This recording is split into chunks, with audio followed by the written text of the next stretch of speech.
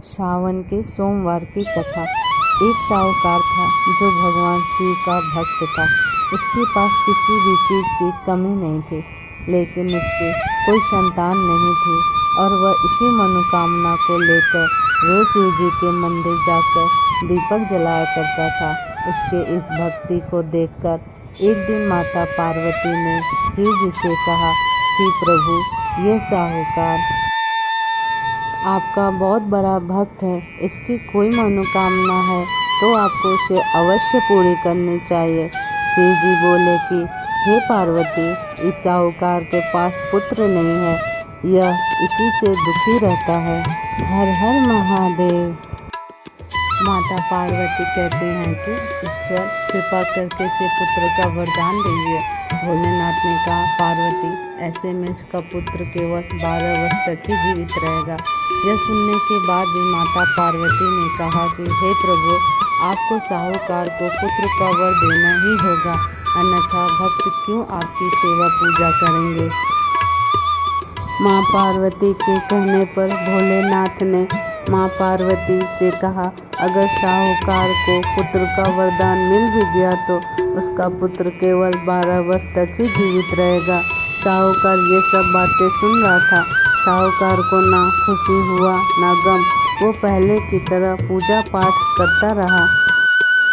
साहूकार की पत्नी ने एक बालक को जन्म दिया।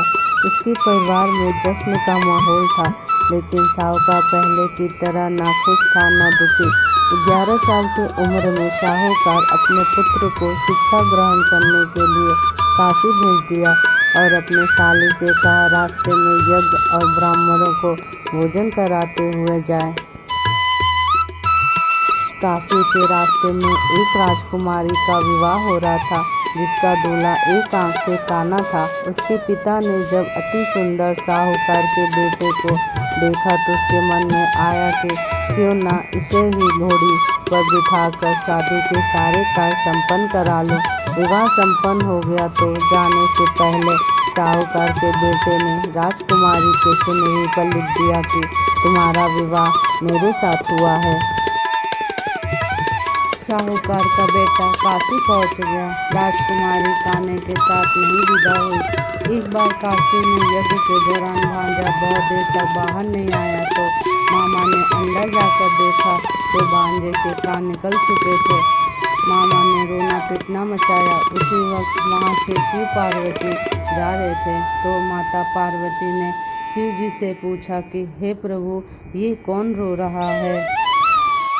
तभी उन्हें पता चलता है कि यह तो भोलेनाथ के आशीर्वाद से जन्मा साहूकार का पुत्र है। माता पार्वती ने कहा, प्रभु, इसे जीवित कर दे, अन्यथा इसके माता पिता तड़प कर मर जाएंगे। कृपा करके इसे जीवन दान दीजिए। उधर उसके माता पिता घर के छत पर ये प्रण लेके बैठे थे कि उसका बेटा सही सलामत नहीं आया तो वे अपना प्राण त्याग देंगे। माँ के बार बार आग्रह करने पर भोलेनाथ ने उसे जीवित कर दिया। लड़का ओम नमः शिवाय करके बैठ गया।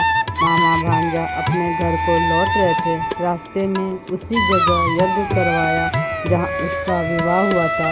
लड़के के ससुर ने लड़के को पहचान लिया और उसने अपनी लड़की को लड़के के साथ विदा कर दिया।